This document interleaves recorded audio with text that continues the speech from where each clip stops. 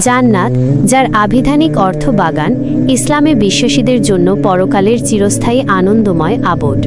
এটি এমন এক স্থান যা মানুষের কল্পনার চেয়েও সুন্দর এবং যেখানে সকল প্রকার দুঃখ, কষ্ট ও অভাব থেকে মুক্তি পাওয়া যায়। কোরআন এবং হাদিসে জান্নাতের বিভিন্ন বৈশিষ্ট্য ও সুখের বিবরণ দেওয়া হয়েছে। আসুন জান্নাত সম্পর্কে কিছু বিস্তারিত তথ্য জেনে নিই। জান্নাতের অবস্থান ও নাম।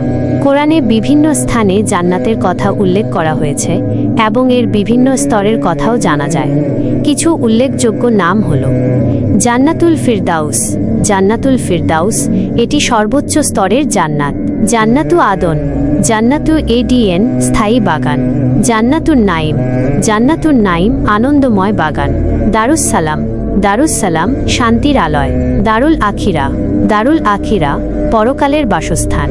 তবে মূলত এগুলো একই স্থানের বিভিন্ন গুণ বা স্তরের নাম হিসেবে বিবেচিত হয়। জান্নাতের বৈশিষ্ট্য। অনন্ত জীবন।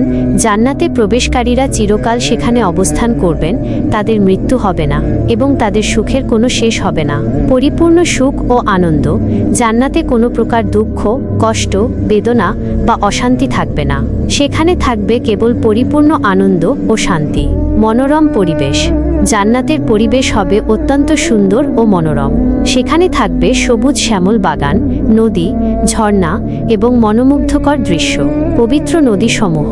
জান্নাতে বিভিন্ন প্রকার পবিত্র নদী প্রবাহিত হবে, যেমন মধুর নদী, যা স্বাদে সেরা এবং কখনো টক হবে না। দুধের নদী, যার স্বাদ কখনো পরিবর্তিত হবে না। শরাবের নদী, যা পান করলে মাথা ঘুরবে না এবং কোনো ক্ষতিকর প্রভাব থাকবে না। নির্মল পানির নদী, যা সকল প্রকার আবর্জনা থেকে মুক্ত। আরামদায়ক বাসস্থান। জান্নাতে বিশ্বাসীদের জন্য সুন্দর ও আরামদায়ক বাসস্থানের ব্যবস্থা থাকবে। তাদের জন্য উঁচু উঁচু মহল তৈরি করা হবে, যা বিভিন্ন মূল্যবান পাথর ও স্বর্ণ দিয়ে সাজানো থাকবে। সুন্দর পোশাক ও অলংকার। জান্নাতীরা সূক্ষ্ম রেশমের পোশাক পরিধান করবেন এবং স্বর্ণ ও মুক্তার অলংকারে ভূষিত হবেন। পবিত্র সঙ্গী।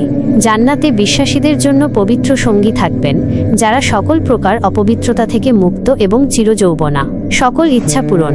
জান্নাতে প্রত্যেক ব্যক্তির মনের সকল ইচ্ছা পূরণ করা হবে। তারা যা চাইবেন তা তৎক্ষণাৎ তাদের সামনে হাজির হবে। আল্লাহর দর্শন। জান্নাতের সবচেয়ে বড় পুরস্কার হবে আল্লাহ তাআলার দর্শন লাভ করা। বিশ্বাসীরা তাদের সৃষ্টিকর্তাকে প্রত্যক্ষভাবে দেখতে পাবেন, যা তাদের সকল আনন্দকে আরও বহুগুণ বৃদ্ধি করে দেবে। জান্নাতে প্রবেশের কারণ। যারা পৃথিবীতে ঈমান এনে সৎকর্ম করেছেন, আল্লাহর আদেশ অনুসারে জীবনযাপন করেছেন এবং পাপাচার থেকে বেঁচে থেকেছেন, তারাই পরকালে জান্নাতে প্রবেশের অধিকারী হবেন।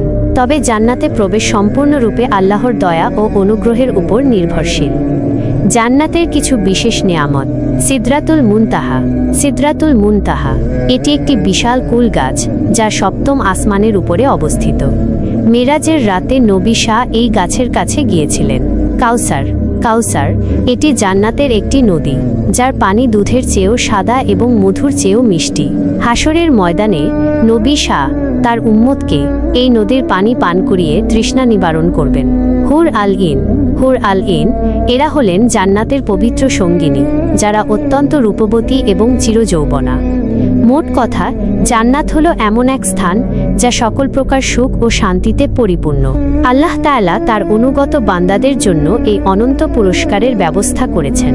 আমাদের সবারই চেষ্টা করা উচিত যাতে আমরা আমাদের ঈমান ও আমলের মাধ্যমে এই জান্নাতের অধিকারী হতে পারি।